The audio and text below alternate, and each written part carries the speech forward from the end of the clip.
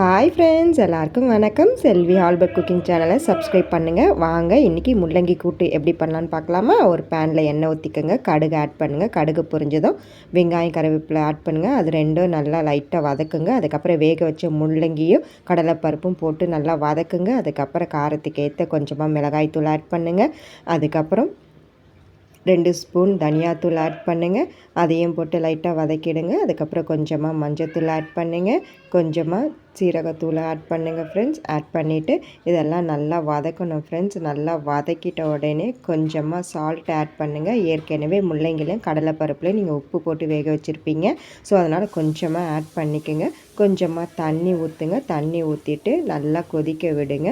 தண்ணி நல்லா வற்றின உடனே வெறும் தேங்காய் மட்டும் நான் அரைச்சி வச்சுருக்கேன். அந்த தேங்காய் பூவும் போட்டு நல்லா கிண்டி ஒரு 5 மினிட்ஸ் நல்லா கிளறுங்க. கிளறி இறக்கி வச்சிங்கன்னா முள்ளங்கி கூட்டு ரெடி. நீங்களே வீட்டில் செஞ்சு பார்த்துட்டு கமெண்ட் பாக்ஸில்